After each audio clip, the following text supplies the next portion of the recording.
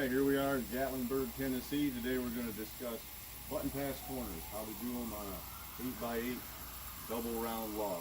How to make them fit like that. Show you how to make a jig so you can do your own. Okay, the button pass corner system is pretty simple. You got one log going one way. You got another one butting into it. Then on the next course, we're just pretending this is the corner of the house. So this is the corner of the floor. First course passes that way, and this course butts into it, hence button pass. Then the next one is going to go over it like that, and then this wall over here, the log butts into that. Like this. Now, if you're using the D-log, this is called a D-log. Have no idea why. But if you're using the D-log, when you do a button pass, it's a lot simpler because when you're bringing in the other corner, you got a flat surface to butt into. So you can easily just spline it and seal it up with some caulk. And it's not a big issue because this is pretty nice looking. But as you can see, when you're button pass with a double round, when that one butts into it, you've got a lot of gap there. So what we're going to show you today is how to make a jig so that you can just router out a nice little path so that when this one's sitting on there and this one butts into it, it sinks in there and make a nice profile. So that's what we're up to.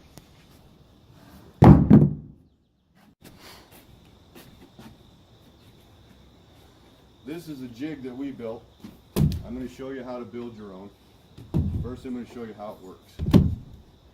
You've got a little space in here for the log to slide into, and you've got a little hole in here where the router goes around and makes the pattern, and then this is the guide that you're going to build to make sure the router is making the right pattern. Now, of course, every profile is different.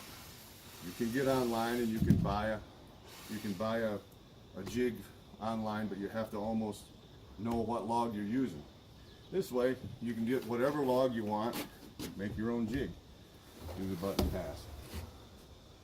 I just slide it in the jig like that. I usually have a screw in the bottom of it so I can tighten it up in the jig. You don't want it rolling around in there. Make it even with the end. Then simply router this out. Now, this pattern is a deep pattern. It's got a big curve in it, so I usually do it in 2 passes.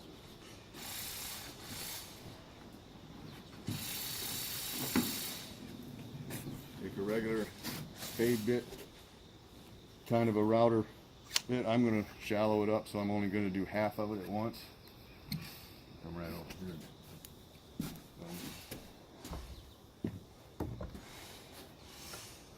The router rides on this surface, and then this surface is the one that guides the router around to make the outline. Here she goes.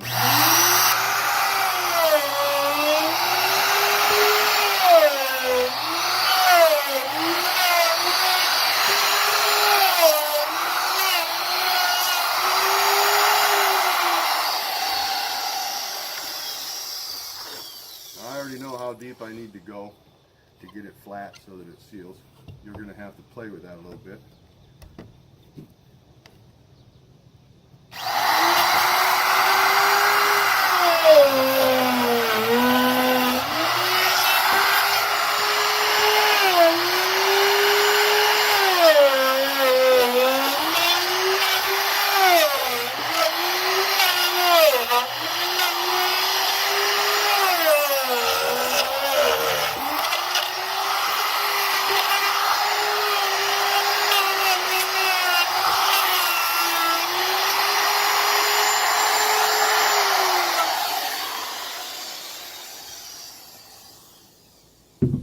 This is an 8x8 round log, so it's wide enough to where you really can't get the router clear to the center each way without falling down into the jig, so on these wider logs you usually have to just take it out and finish it off with a chainsaw, which is what I'll do now.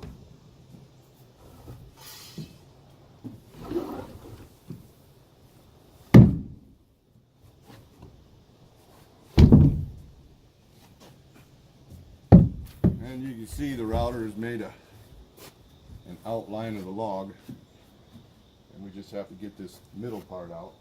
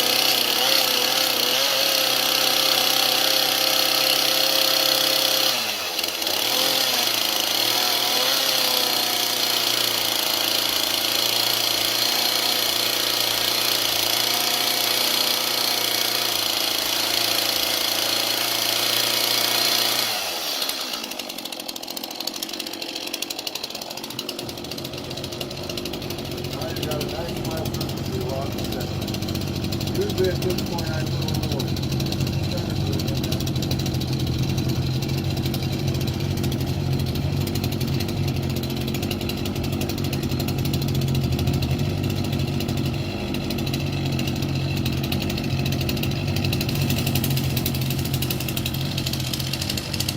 Usually put a groove down the center for a spline so you can seal it up good.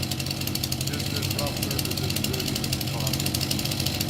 So I'll put a little center line in there and put a chainsaw down.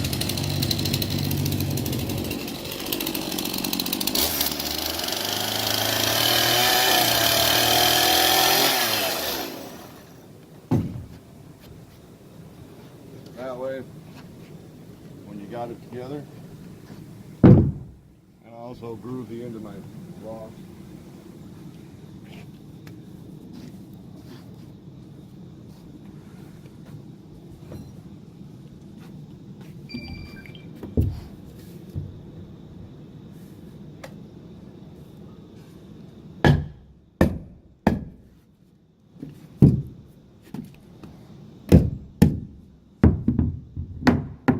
That way when you get the log corner together, you can pump a little bit of caulk in there and stick a little spline in there. That was fine.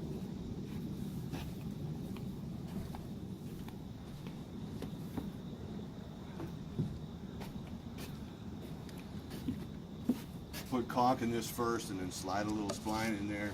It seals it up really nice. Just a note for safety, whenever you're on a job running a chainsaw, you should always wear nothing but steel-toed flip-flops. You never want to try to get the other kind. These are the safety kind. Steel toes. Always remember steel toes. Alright, now we're going to show you how to build this jig.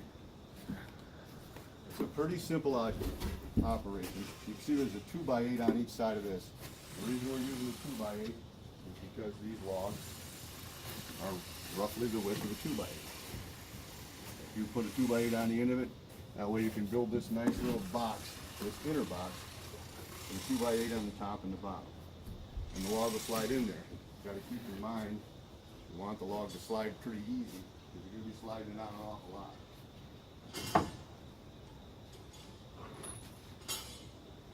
Start out with the side piece. And the other thing is, the height of your log plus 3. So if you measure your log from top to bottom, you got about 7.5 inches.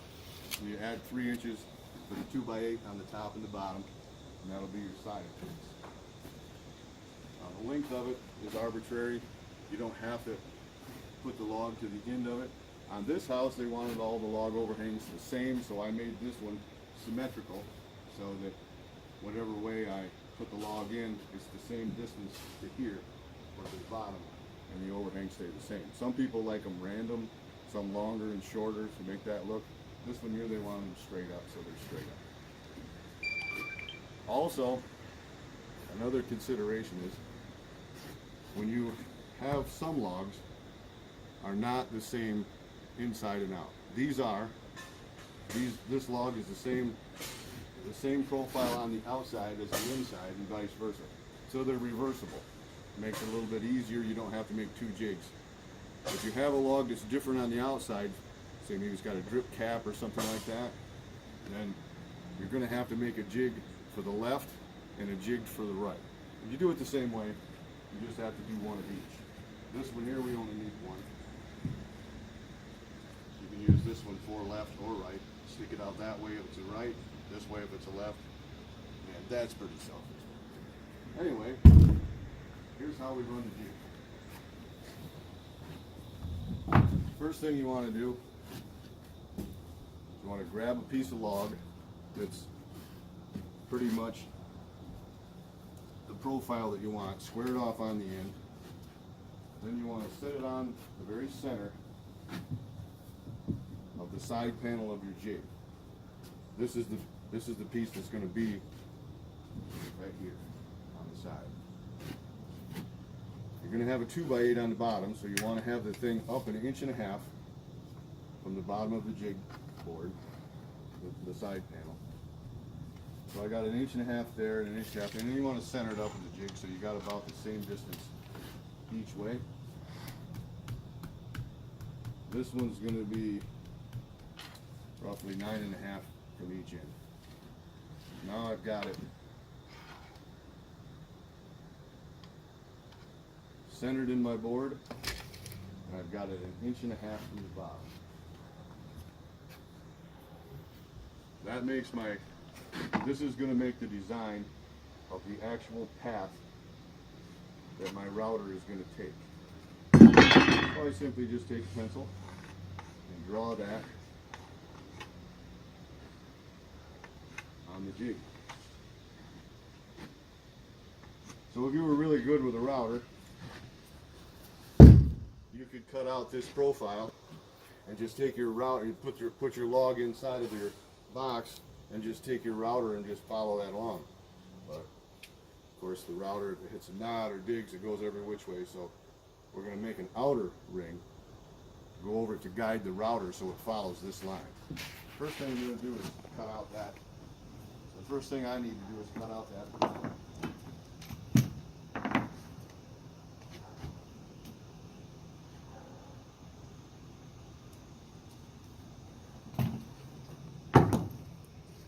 And it's pretty simple.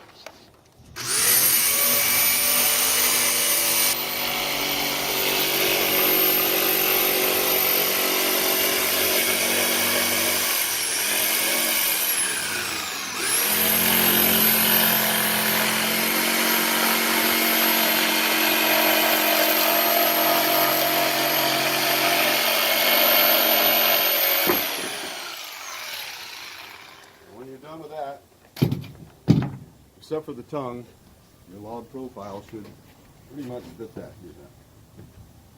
You can see that if it wasn't for that tongue, it would drop right down in there. That'll be the inner side of your jig. Now,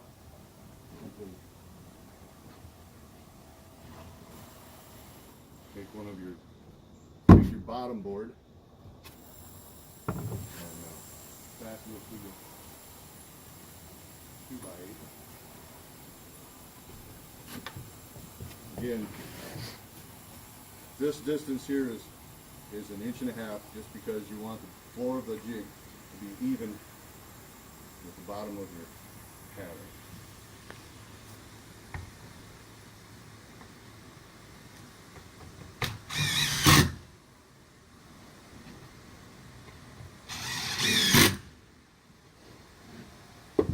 Now, before you put your top on there, it's best to set a piece of log right in there. Because you don't want to have the top tight. You're sliding this off and on all the time. I always just leave a little gap here, because you're just going to put a screw in the bottom and suck the log right up to the bottom piece. So if you got a little gap in here, it doesn't matter. The pattern's still going to be in the right place. So when I go and put my top piece on, I make it a little bit loose just to make it easy to use it.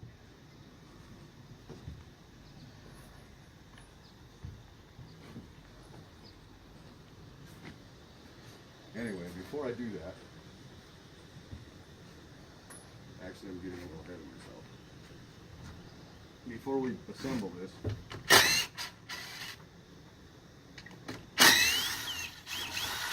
we need to use this inner pattern to make the guide. So, the way that's done is pretty simple. If you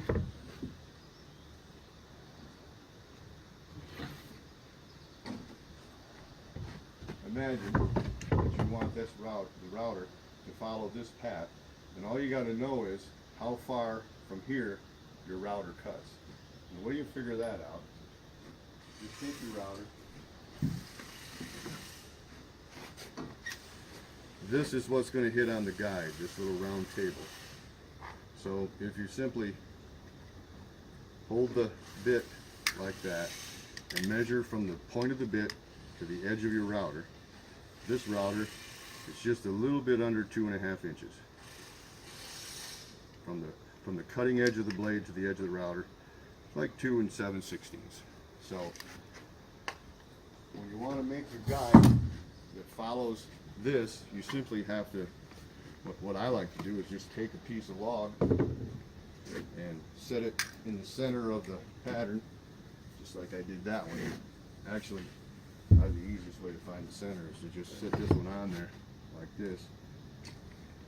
Measure down. I've got 5.5 on the top, 5.5 on the bottom, which is just pure luck. Then if you take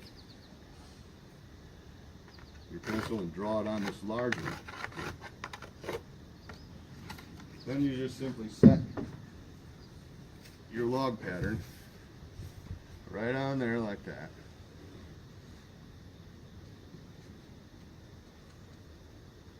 Then mark out 2 7/16 all the way around. Try to keep it so that it's looking right at the center of the log whenever you go around. Just make a whole bunch of marks all the way around the pattern. And this is the part where it's a little bit more crafty. Nothing you can't do. I put a lot of dots on it. On the bottom, same thing. Come down 2.5 from the flat, 2.5 from the flat, 2 7/16. Same at the top, 2 7/16. And then continue that. You can see that I'm having my tape looking at the center of the log each time. Continue right on around it. You can do this with a scribe if you got a scribe. You can just set it at 2 7/16 and just move it. But this is just as easy, and everybody's got a tape measure.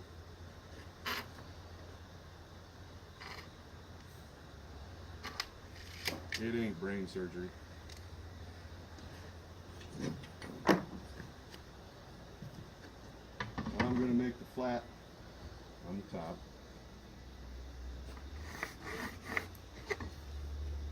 Flat at the bottom. That 2.5 inches away from that. Then I'm just going to connect the dots. You're just going to have to kind of, just like And if you don't have a lot of plywood laying around, you might want to make this just a little bit tight your first round and then just tweak it. You can, as you can see, I put it together with screws because it's easier to tear apart and redo if I need to. Because I'm never on with my first guess. It always takes me a couple tries to get it dialed in so they're nice and tight. But this will get you there. Now I've got my 2 7/16 line all the way around. Simply cut out this and assemble my pattern.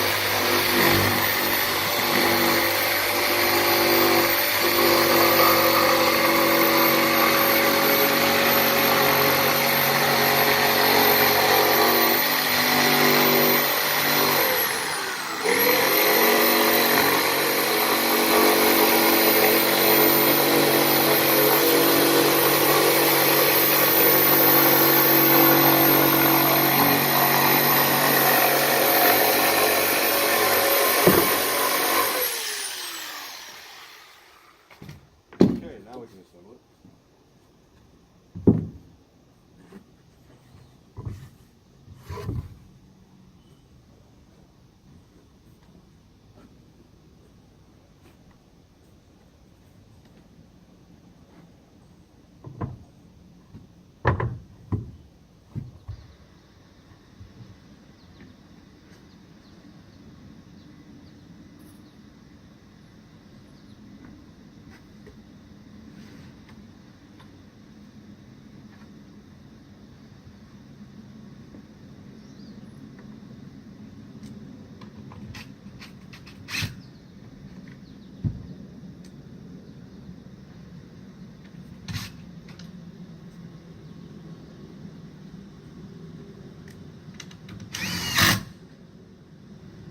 Making it all even on the bottom so that this is flat, because this is 1.5 inches. I'm going to set a piece of log in there so that I know I'm not making it too tight. I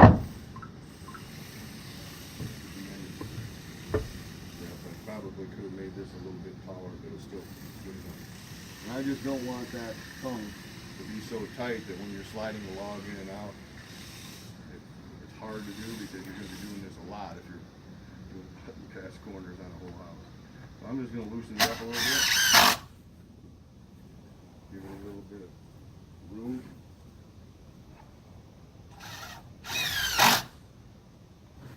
Okay. Now, the way that you assemble the other side of it, or the pattern, same, simply stick it over top of that and then measure your 2 7/16 all the way around, and that's how you know you've got it centered with your pattern.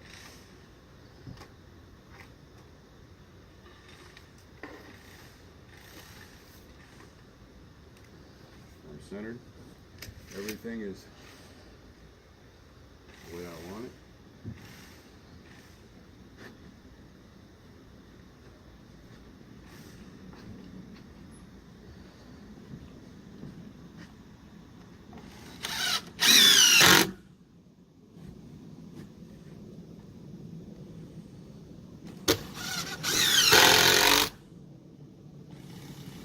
Now I'm going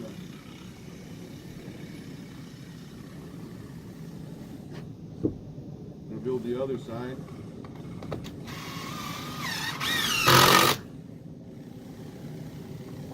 Same as I did this one.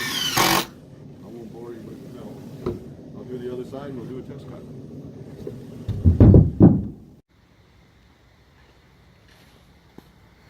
All right, got the other side on the jig. I'm ready to do a test cut. And I would highly recommend testing it before you start cutting logs that you're going to use. I just grab a little piece of log, or cut a little piece of log, slide it in. It's a little bit tight, which I'm sure I could probably fix by just loosening the screws and letting that go up. But if you look down here, I want it to be tight to the bottom board. The top board doesn't really matter because my pattern is set up from this bottom. So everything is in reference to the bottom. So if it's a little bit loose on the top, what I do is to make sure that the log, if it's a little bit loose in the jig, and again, these are 8-inch logs. A lot of logs are like that D log, are only 5.5 inches thick. For those, if you were going to cut, if these were double round, you'd only use a 2x6, or you might have to rip a piece, whatever the width of the log is. But it's the same thing, same principle, same way that you build the jig. I usually take a screw, put it right into the bottom of the log where you're never going to see it, but it holds it still while you're routing.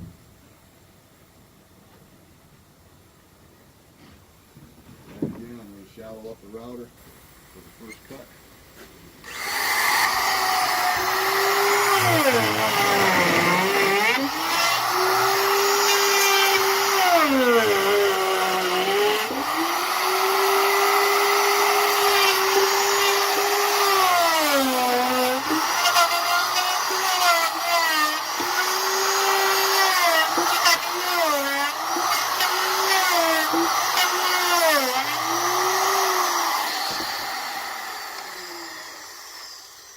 On this one here, I just have to put the router bit all the way out so the collet is exposed on the second one, and that gets me enough of a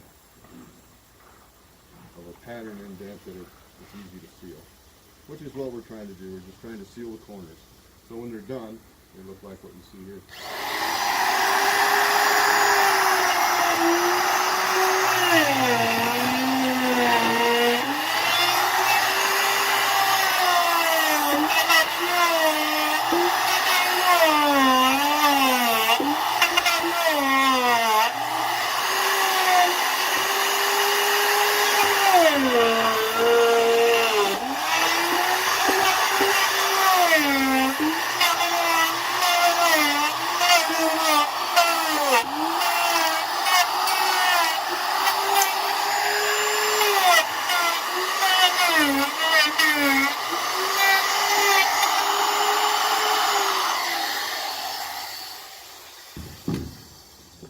Alright, router is cut. All we gotta do is clean it out with a chainsaw and check it.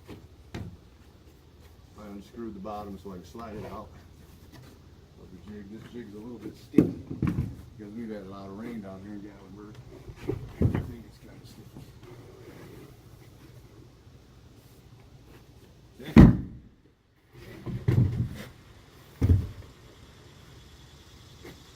And again, you'll want to mark which one is the bottom of your jig, so you put the bottom of the log on the bottom every time and keep track of it, because if you flip it over, all bets are off. I can easily tell which is the bottom of mine because it's got my screw in it that I hold the log. You do it however you want.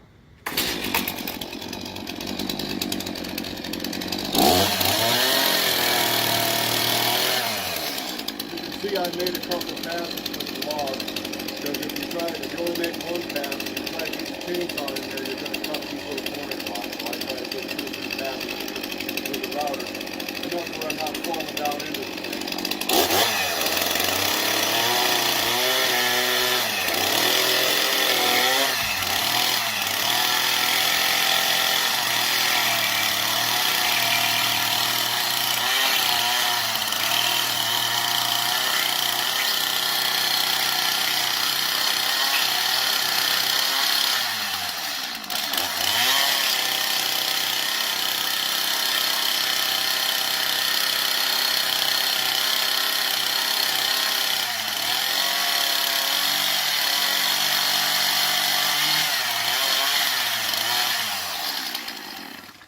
you're doing that part, you don't want to use a lot of throttle on the chainsaw whenever you're carving like that.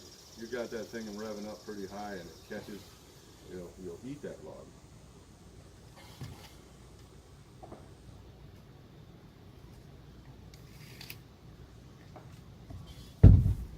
Yeah, I try to put my groove in there so I can.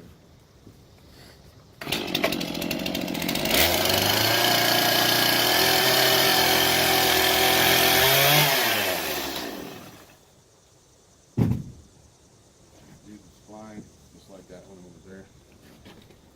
So.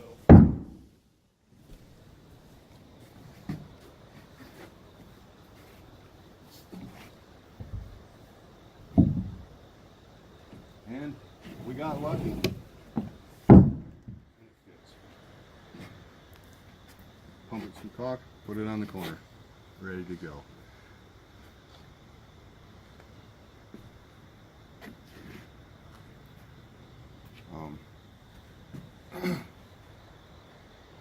The other thing that you need to know about button pass corners, now that I think about it, is that when you're doing the other way like this, as you can see, you're going to, when you pass the other way, you're going to hit on that tongue. So the only thing you can really do with it, pretty much, is you can set one on there and mark it for the first one. And then just every time you set a course on the corner, you can leave this little part in there, like that. But you got to take this tongue out so that that log will sit down flat. And of course that's going to require some caulk and some seal in here to keep this from bleeding. It's not going to come in through the log because you have a spline here and this is a nice tight fit. But what I do, I simply take the chainsaw,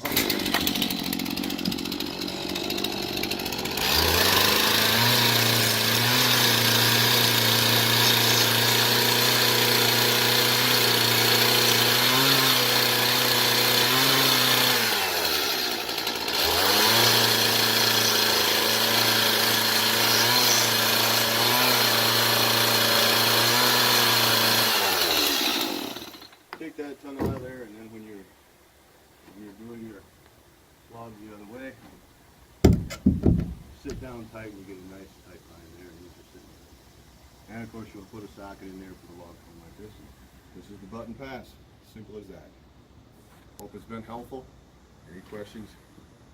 Put a comment. I'll try to get back to you. Have a good day.